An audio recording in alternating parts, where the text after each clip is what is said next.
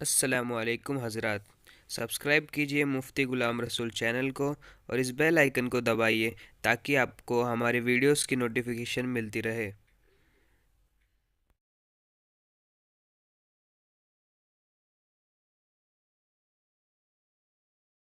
نحمده ونستعينه ونستغفره ونؤمن به ونتوكل عليه ونعوذ بالله من شرور أنفسنا ومن سيئات أعمالنا من يهده الله فلا مضل له ومن يضلله فلا هادي له ونشهد أن لا إله إلا الله وحده لا شريك له ونشهد أن سيدنا ومولانا محمدا عبده ورسوله قال الله تعالى في القرآن المجيد واعتصموا بحبل الله جميعا ولا تفرقوا وقال النبي صلى الله عليه وسلم المؤمن للمؤمن كجسد واحد أو كما قال عليه الصلاة والسلام۔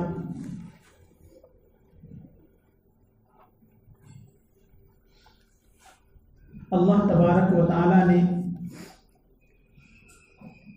ہمیں جو دین دیا ہے وہ دین اسلام ہے، اور اللہ تبارک و تعالیٰ نے اس پر چلنے کے طریقے بہت آسان بنائے۔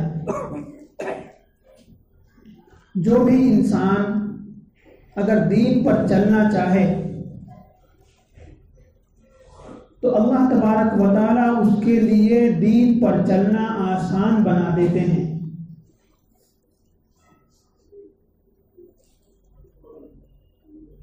کیونکہ اللہ تبارک و تعالیٰ نے قرآن کریم میں ارشاد فرمایا،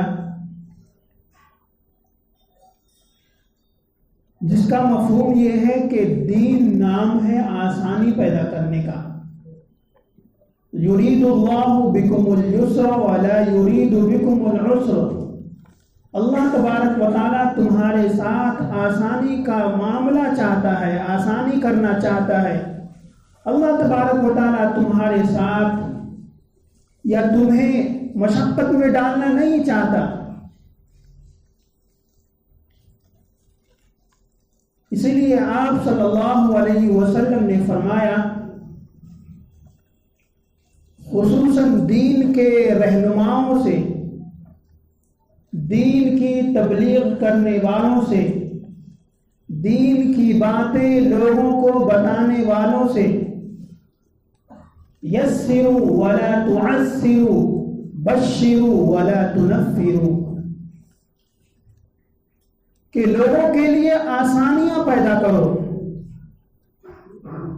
مشکلیں نہ پیدا کرو یا مشکل والی باتیں نہ بولا کرو، جس سے مسلمان کو یا مسلمان کو تنگی محسوس ہو، ایسی باتیں نہ کیا کرو۔ آگے فرمایا بشروا، لوگوں کو خوشخبریاں سناؤ، اچھی اچھی باتیں سناؤ، ولا تنفروا، لوگوں کو نفرت میں مبتلا مت کرو، نفرت میں مت ڈالو ان کو، یعنی آپس میں ان میں اختلاف مت کرو، آپس میں دشمنیاں مت قائم کرو، ایسی باتیں نہ بولا کرو جس سے مسلمانوں میں آپسی اختلاف ہو، آپسی انتشار ہو۔ آپ صلی اللہ علیہ وسلم نے اپنی زندگی میں بھی اپنے فعل سے مسلمانوں کو بتایا کہ کس طرح ہم دوسروں کو جواب دے سکتے ہیں۔ آپ صلی اللہ علیہ وسلم کی خدمت میں یہود کے چند علماء آئے اور انہوں نے آپ صلی اللہ علیہ وسلم سے یوں کہا، السلام علیکہ، کیا کہا؟ السلام علیکہ، یعنی تم پر موت آ جائے، کیونکہ یہودی لوگ ہمیشہ مسلمانوں کے دشمن رہے ہیں۔ آپ صلی اللہ علیہ وسلم کے زمانے سے لے کر آج تک یہودی سب سے بڑے مسلمانوں کے دشمن ہیں، تو انہوں نے اس طرح اس انداز میں کہا کہ وہ سمجھے کہ آپ صلی اللہ علیہ وسلم سمجھ نہیں پائے، انہوں نے زبان دبا کر کہا السلام علیکم، کہ تم پر موت آ جائے، اس لیے سلام کا صحیح طریقہ سمجھنا چاہیے، پورا ہے السلام علیکم یا السلام علیکہ، یوں کہیے، السلام علیکہ اگر کہیں گے تو اس کے معنی ہے تمہیں موت آ جائے۔ تو یہود کے علماء نے اسی طرح سلام کیا۔ حضرت عائشہ رضی اللہ عنہ پردے میں بیٹھی ہیں، وہ سن لی اور سمجھ گئی۔ ظاہر سی بات ہے جب کوئی سامنے بد دعا دے تو دل تڑپ جاتا ہے اپنے محبوب کے لیے، اور وہ محبوب بھی ہیں، نبی بھی ہیں، اور خود آپ صلی اللہ علیہ وسلم حضرت عائشہ کے خاوند یعنی شوہر بھی ہیں۔ حضرت عائشہ رضی اللہ تعالی عنہا نے کہا علیک السلام واللعنہ، کہ تم لوگوں کو تم پر بھی اللہ کی لعنت ہو اور تمہیں بھی موت آ جائے۔ بات یہاں تک ختم ہو گئی، جن کو بد دعا دینا تھا بد دعا دے دیے، جن کو رپلائی کرنا تھا رپلائی کر دیے۔ آپ صلی اللہ علیہ وسلم سے حضرت عائشہ نے کہا یا رسول اللہ کیا آپ نے سنا نہیں؟ تو آپ صلی اللہ علیہ وسلم نے فرمایا میں نے سنا اور جواب بھی دے دیا۔ علیکہ کہا تھا، کیا کہا تھا؟ علیکہ۔ تو بات کرنے کا جو انداز ہوتا ہے کہ آپ صلی اللہ علیہ وسلم نے اس طرح ان کو جواب دیا کہ وہ لوگ خاموش ہو گئے۔ آج کے زمانے میں اگر ہمیں کوئی بد دعا دے تو ہماری طبیعت یہ گوارا کرتی ہے کہ ہم اینٹ کا جواب پتھر سے دیں۔ تو آپ صلی اللہ علیہ وسلم نے یہ بتایا کہ لوگوں کے ساتھ نرمی کا معاملہ کرو، لوگوں کے ساتھ آسانی کا معاملہ کرو۔ نرمی اور آسانی کا معاملہ جس کا ایک مطلب یہ بھی ہے کہ لوگوں میں اتحاد اور یونٹی قائم کرو، ان میں آپس میں تفرقہ بازی مت کرو۔ اللہ تبارک و تعالیٰ نے قرآن کریم میں ارشاد فرمایا کہ خلقکم من نفس واحد، تمام انسانیت کو اللہ تبارک و تعالیٰ نے مخاطب کر کے فرمایا کہ تم سب ایک جان سے پیدا کیے گئے ہو، ایک جان سے تم سب پیدا کیے گئے ہو، یعنی حضرت آدم علیہ السلام سے تم سب ایک باپ کی اولاد ہو، تم سب میں اتحاد اور اتفاق، یونٹی قائم رہنی چاہیے۔ اتحاد سے، یونٹ سے آپس میں محبت پیدا ہوتی ہے، الفتیں پیدا ہوتی ہیں، اور اختلافات سے جھگڑے ہوتے ہیں، لڑائیاں ہوتی ہیں، خون ریزیاں ہوتی ہیں، تباہیاں آتی ہیں۔ تو آپ صلی اللہ علیہ وسلم نے مسلمانوں کو اور تمام انسانیت کو مخاطب کر کے فرمایا، اور آپ صلی اللہ علیہ وسلم روز اول سے ہی لوگوں کے درمیان اتحاد اور اتفاق قائم رکھنے کی باتیں کیا کرتے تھے۔ حجر اسود کو جب خانہ کعبہ کی دیوار میں نصب کرنا تھا، اس وقت کفار کے اندر اختلافات جنم لیے، اور قریب تھا کہ وہ لوگ آپس میں لڑ پڑیں، تلواریں نکل جائیں۔ آپ صلی اللہ علیہ وسلم نے ان کے معاملے کو سلجھا دیا۔ آپ صلی اللہ علیہ وسلم نے اپنی بات رکھی، بلکہ ایک بوڑھے نے یوں کہا کہ ایسا کر لیتے ہیں کہ کل جو شخص سب سے پہلے خانہ کعبہ میں داخل ہوگا وہ جو فیصلہ کرے گا ہم اس کے فیصلے پر سر تسلیم خم کریں گے۔ تمام نے اس بات پر اتفاق کیا دوسرے دن لوگوں نے دیکھا کہ آپ صلی اللہ علیہ وسلم خانہ کعبہ کے اندر داخل ہیں۔ سب سے پہلے لوگوں نے کہا یہ آدمی سچا ہے اور امین ہے، امانت دار ہے، یہ جو بھی فیصلہ کرے گا ہم اس کے فیصلے کو ماننے کو تیار ہیں۔ آپ صلی اللہ علیہ وسلم نے ایک بڑی چادر منگوائی اور اس میں چادر منگوا کر الگ الگ خاندان کے جو سردار تھے ان کے ہاتھوں میں چادر، بڑی چادر کی پکڑا دیا اور پتھر کو بیچ میں رکھا اور اٹھا کر آپ صلی اللہ علیہ وسلم نے اپنے ہاتھوں سے اس پتھر کو، حجر اسود کو اٹھا کر اس کی جگہ پر نصب کر دیا۔ اس طرح جو خون ریزیاں ہونے والی تھی، جو نفرتیں پیدا ہونے والی تھی، اختلافات جنم لینے والے تھے، آپ صلی اللہ علیہ وسلم نے اپنے فہم و فراست کے ذریعے اس معاملے کو سالو کر دیا، حل کر دیا۔ اور یہی نہیں، آپ صلی اللہ علیہ وسلم مسلمانوں کے درمیان بھی آپسی اخوت و بھائی چارگی کو قائم کیا۔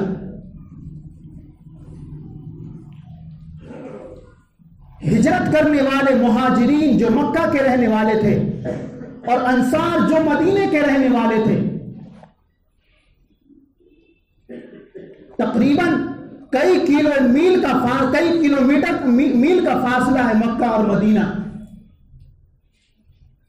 اللہ تبارک و تعالیٰ نے جب کہا کہ تم لوگ ہجرت کرو، مکے کے مسلمانوں سے کہا کہ جب تمہارے اوپر اب دشواریاں آ چکی ہیں، کفار تمہیں ستا رہے ہیں، تم مدینے کی طرف ہجرت کرو۔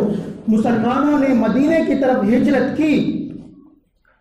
وہاں جب مسلمان پہنچے تو آپ صلی اللہ علیہ وسلم نے یوں فرمایا، اے انصاریوں، اے مدینے کے رہنے والوں، یہ جو مکے کے مہاجرین ہیں انہوں نے اپنی جائیدادیں، اپنے گھر اور اپنی اولادیں چھوڑ کر تمہارے یہاں آئے ہیں، تم ان کا استقبال کرو اور ان کا خیال رکھو۔ صرف آپ صلی اللہ علیہ وسلم کو اتنا کہنا تھا۔ پھر انصار نے جو مدینے کے رہنے والے تھے انہوں نے جو اخوت و بھائی چارگی کی مثال پیش کی، انہوں نے جو نمونہ پیش کیا، آج تک دنیا اس طرح کی مثال پیش نہیں کر سکتی۔ یہاں تک کہ بعض صحابہ کرام نے جو مدینے کے رہنے والے تھے مکے سے آنے والے صحابہ کرام سے کہا کہ دیکھو تم بزنس مین لوگ ہو، مکے کے اندر صرف تجارت ہوتی ہے، وہاں کھیتی باڑی نہیں ہوتی، ہم لوگ زراعت کرنے والے ہیں، کھیتی باڑی کرنے والے ہیں، مدینے والے ہیں، ایسا کرو کہ یہ کھیت کی چیز، یہ کھیت اتنی تمہاری ہے اور یہ اتنی میری، اور ایسا کرو کہ ان کھیتوں میں بھی میں ہی زراعت کروں گا اور جب اس میں غلہ آ جائے گا تو میں آدھا تم کو دے دوں گا، آدھا میں لے لوں گا۔ اس طرح انہوں نے مثالیں پیش کی۔ جن کے پاس 2 گھر تھے انہوں نے کہا کہ ایک کمرہ تمہارا اور ایک کمرہ میرا۔ جن کے پاس 2 بیویاں تھیں انہوں نے کہا اگر تم چاہو تو میرے پاس 2 بیوی ہے، ایک بیوی سے تم نکاح کر لو۔ قرآن میں اللہ تبارک و تعالیٰ نے ارشاد فرمایا یؤثرون علی انفسہم ولو کان بہم خصاصہ، کہ وہ لوگ اپنے جانوں کے بدلے اپنے جانوں کو ایک دوسرے پر ترجیح دیتے ہیں، اپنے منافع کو نہیں دیکھتے ہیں، وہ دیکھتے ہیں کہ یہ امت محمدیہ کا فرد ہے، وہ دیکھتے ہیں کہ یہ ایک کلمہ پڑھنے والا ہے، وہ دیکھتے ہیں کہ یہ ایک نبی پر ایمان لانے والا ہے، یہ ایک قرآن پر ایمان لانے والا ہے۔ انہوں نے یہ دیکھ کر انہوں نے یؤثرون علی انفسہم ولو کان بہم خصاصہ کی مثال پیش کی۔ خود اللہ تبارک و تعالیٰ نے ایک جگہ ارشاد فرمایا محمد رسول اللہ والذین معه اشداء علی الکفار رحماء بینہم تراہم رکعا سجدا یبتغون فضلا من اللہ ورضوانا، کہ محمد اللہ کے رسول ہیں اور ان کے جو ساتھی ہیں صحابہ ہیں وہ آپس میں کفار کے مقابلے میں سخت ہے لیکن آپس میں بہت ہی اور نہایت ہی رحم دل ہیں، ایک دوسرے پر اپنے آپ کو ترجیح دینے والے ہیں۔ یہ کون لوگ ہیں؟ یہ وہ لوگ ہیں جو اسلام لانے سے پہلے شراب نوشی کرتے تھے، جو اسلام لانے سے پہلے زناکاری کرتے تھے، جو اسلام لانے سے پہلے ذرا سی بات پر لڑنے مرنے پر تیار ہو جاتے تھے۔ اگر کسی کا گھوڑا آگے بڑھ جاتا تو اس پر 20 سال لڑائیاں ہوتی تھی۔ اگر پانی پلانے کے لیے کسی کی بکری سے آگے ہو جاتی تو 20-30 سال تک لڑائیاں چلتی تھی۔ یہ وہ لوگ تھے، ان کے اندر آپ صلی اللہ علیہ وسلم نے اخوت و بھائی چارگی کو پیدا کیا۔ آپ صلی اللہ علیہ وسلم مدینے میں آئے تو یہ کام کیا کہ مسلمانوں کے درمیان آپسی اخوت و بھائی چارگی کو قائم کیا، اور دوسرا کام یہ کیا کہ جو دوسرے دین کے فالوورز ہیں، یہودی ہیں، کرسچن ہیں، ان لوگوں سے کہا کہ دیکھو تعالوا الی کلمۃ سواء بیننا و بینکم، آ جاؤ ایک کلمے کی طرف جو تمہارے درمیان بھی برابر ہے، ہمارے درمیان بھی برابر ہے، کہ لا الہ الا اللہ، تم بھی ایک اللہ پر ایمان لاتے ہو، ہم بھی اللہ پر ایمان لاتے ہیں، ہم بھی ایک اللہ پر ایمان لاتے ہیں، فرق صرف اتنا ہے کہ تم مجھے نبی نہیں مانتے، ہمارے صحابہ تمہارے نبی کو بھی نبی مانتے ہیں۔ تو اس کلمے کی بنیاد پر آپس میں محبتیں بانٹو، آپس میں نفرتیں پیدا مت کرو، یہ آپ صلی اللہ علیہ وسلم نے تمام کو پیغام دیا۔ ایک موقع پر یوں ہوا کہ ایک یہودی بوڑھا وہ مسلمانوں کے درمیان سے گزرا تو دیکھا کہ مسلمانوں کے جو دو قبیلے جو پہلے مسلمان نہیں بنے تھے، اوس اور خزرج، ان دونوں مسلمان ہونے کے بعد آپس میں اخوت و محبت پیدا ہو گئی تھی۔ اسلام لانے سے پہلے سینکڑوں سالوں تک ان میں جنگیں ہوتی تھی، ایک دوسرے کو قتل کرتے تھے، مارتے تھے۔ انہوں نے دیکھا کہ یہ مسلمان آپس میں بہت خوش ہیں، تو اس یہودی نے ایک نوجوان کو بھیجا کہ جاؤ اور ان لوگوں کے درمیان بیٹھو اور ان کو پچھلی باتیں یاد دلاؤ اور ایموشنل کرو اور لڑائی پر ابھارو۔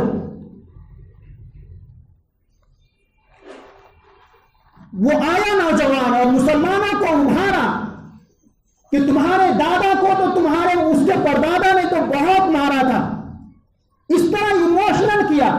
اور کتابوں میں لکھا ہے کہ حدیث کی کتابوں میں لکھا ہے کہ بات یہاں تک آ گئی تھی کہ آپس میں تلواریں نکلنے ہی والی تھی مسلمانوں میں آپس میں۔ مدینے کے اندر آپ صلی اللہ علیہ وسلم کو پتا چلا، آپ صلی اللہ علیہ وسلم فوراً آئے اور کہا کہ ابھی تو میں تمہارے درمیان موجود ہوں،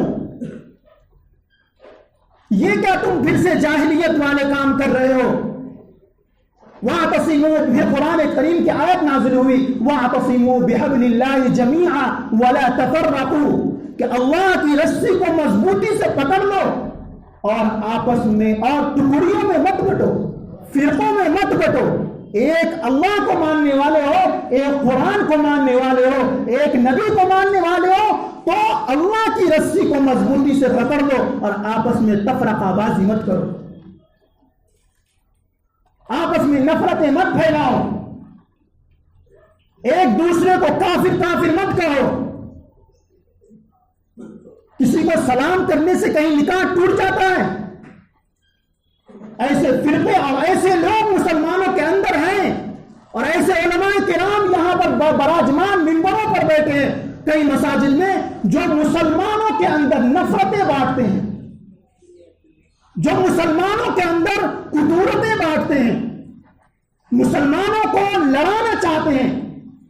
وہ اپنے فالوورز کو کہتے ہیں کہ تم نے فلاں کو سلام کیا تو تمہارا نکاح ٹوٹ جائے گا، تم کافر ہو جاؤ گے۔ کیا اسلام اتنا کمزور ہے کہ ایک سلام کی بنیاد پر، جبکہ آپ صلی اللہ علیہ وسلم نے قرآن کریم، آپ صلی اللہ علیہ وسلم نے فرمایا کہ سلام کو عام کرو، چاہے وہ گورا ہو، کالا ہو، عربی ہو، اجمی ہو، کوئی بھی ہو، مسلمان ہے اسے سلام کرو، تو ایک اللہ کو ماننے والا ہے سلام کرو۔ لیکن اس طرح کی باتیں کر کے مسلمانوں میں تقسیم کرنا، مسلمانوں میں تفرقہ ڈالنا، یہ خسارے کی بات ہے، یہ ذلت کی بات ہے۔ تو آپ صلی اللہ علیہ وسلم نے فرمایا، اللہ تبارک و تعالیٰ یہ آیت نازل فرمائے ان صحابہ کے بارے میں کہ اللہ کی رسی کو مضبوطی سے پکڑ لو، اور آگے بھی ارشاد فرمایا کہ اللہ تبارک و تعالیٰ کی عنایتیں اور مہربانیوں کو یاد کرو کہ اس نے تمہیں قریب تھا کہ تم ہلاکت و بربادی کے دہانے پر پہنچ جاتے، آپ صلی اللہ علیہ وسلم کے ذریعے اللہ تبارک و تعالیٰ نے تمہیں اس جہنم کے گڑھے میں گرنے سے نکال لیا، بچا لیا تمہیں۔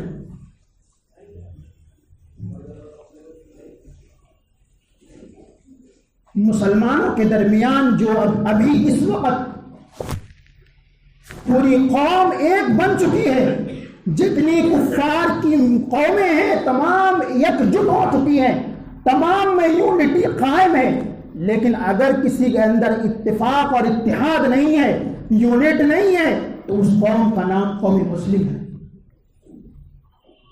میں نے پہلے ہی کہا کہ اتحاد اور اتفاق یہ آپس میں محبتیں قائم ہوتی ہیں اس سے، اور انتشار سے اور اختلاف والی باتوں سے نفرتیں پیدا ہوتی ہیں۔ مسلمانوں میں جو نفرتیں ہیں، ابھی مسلمانوں میں جو عدم اتفاق ہے، مسلمانوں میں جو مائنورٹی ہے،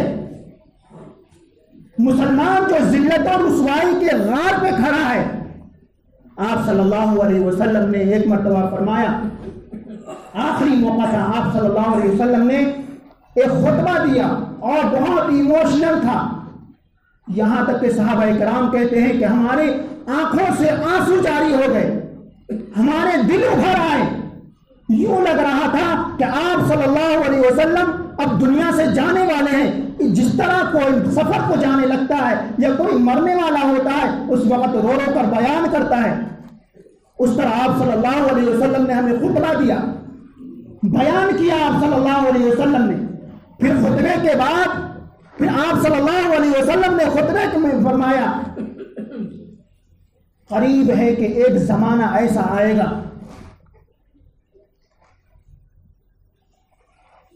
کہ مسلمانوں کے اوپر کفار لوگ، مشرکین لوگ اس طرح ٹوٹ پڑیں گے جس طرح ایک بھوکا دسترخوان پر ٹوٹ پڑتا ہے۔ مسلمانوں کے جانوں سے کھیلیں گے، مسلمانوں کے مالوں سے کھیلیں گے۔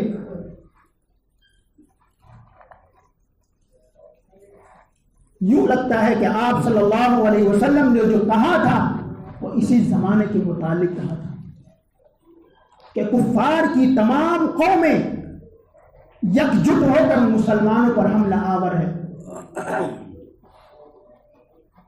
جب تک مسلمانوں میں اتحاد اور اتفاق تھا، جب تک مسلمان یونائٹڈ کو قائم کیے ہوئے تھے، اس وقت تک مسلمانوں کی طرف کوئی انگلی اٹھا کر نہیں دیکھ سکتا تھا۔ مسلمان جہاں جاتے تھے فتح و کامرانی ان کی قدم چومتی تھی۔ صحابہ کرام کی مثالیں قائم ہیں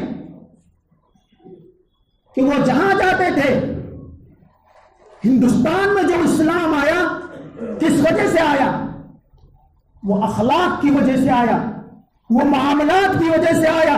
انہوں نے تلوار کے بلبوتے پر اسلام نہیں پھیلایا، اخلاق کے بلبوتے پر، محبت کے بلبوتے پر اسلام پھیلا۔ اس وقت مسلمانوں کی تعداد دنیا میں دوسرے نمبر پر سب سے زیادہ ہے۔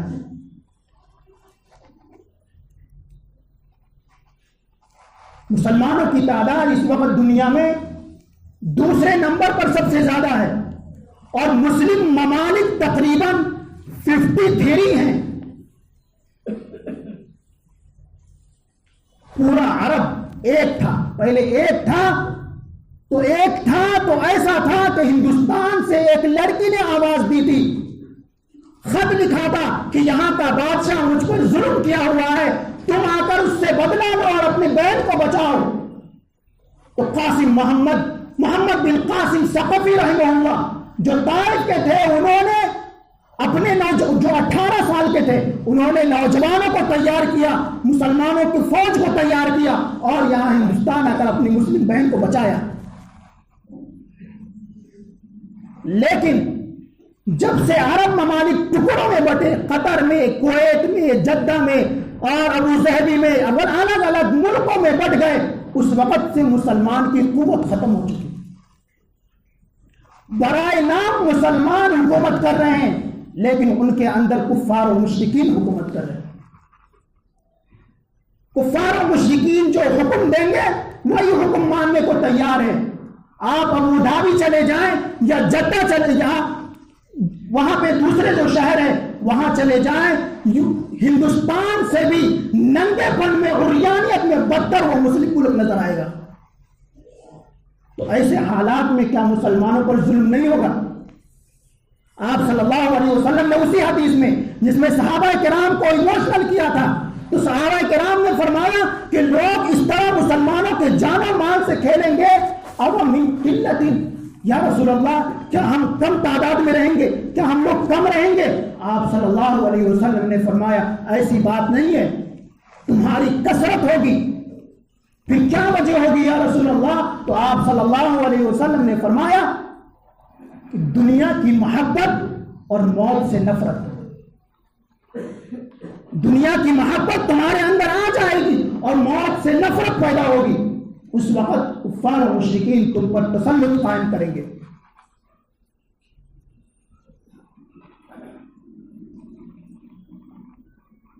یہ آپ صلی اللہ علیہ وسلم نے آخری پیغام دیا تھا۔ جب سے حضرت خالد بن ولید رضی اللہ تعالی عنہ ہیں، وہ جہاں بھی جاتے ہیں فتح حاصل ہو جاتی ہے، وہ جہاں بھی جاتے ہیں وہ اعلان کرتے ہیں اسلم تسلم، دیکھو اسلام قبول کر لو، ایک اللہ کو مان لو، ورنہ تم اگر اسلام قبول نہیں کرو گے تو ہم ایک ایسی قوم کو تمہارے پاس لائیں گے جو موت سے محبت کرتی ہے، اور جو موت سے محبت کرتی ہے اور جس زندگی سے تم محبت کرتے ہو اس زندگی سے وہ لوگ نفرت کرتے ہیں۔ یہ مسلمانوں میں اتحاد و اتفاق کی وجہ سے ہوا تھا۔ آپ صلی اللہ علیہ وسلم نے فرمایا کہ المؤمن للمؤمن کجسد واحد، ایک مسلمان دوسرے مسلمان کے لیے ایک جسم کی طرح ہے، ایک باڈی کی طرح ہے۔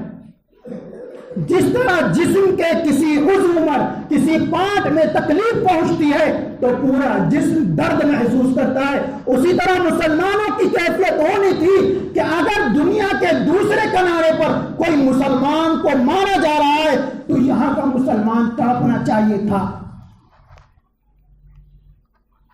یہ صفتیں صحابہ کرام میں تھی، تابعین میں تھی، بزرگان دین میں تھی، لیکن جب سے دنیا کی محبت آ گئی اور منبر کو نااہلوں نے اپنے قبضے میں لے لیا، اس وقت سے مسلمانوں میں تفرقہ بازی، فرقہ بازی پیدا ہو گئی۔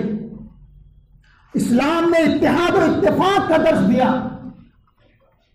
اسلام نے کہیں نہیں لکھا کہ غریب لوگ نماز میں پیچھے کھڑیں گے اور امیر لوگ آگے کھڑیں گے، یا گورے لوگ آگے کھڑیں گے اور کالے لوگ پیچھے کھڑیں گے۔ اسلام نے اس کا امتیاز نہیں کیا، لا فضل لعربی ولا عجمی ولا لعجمی علی عربی الا بالتقوی، کہ کسی گورے کو کالے پر، کسی کالے کو گورے پر، یا کسی عربی کو عجمی پر، یا کسی عجمی کو یعنی غیر عرب کو عرب والے پر کوئی فضیلت نہیں ہے۔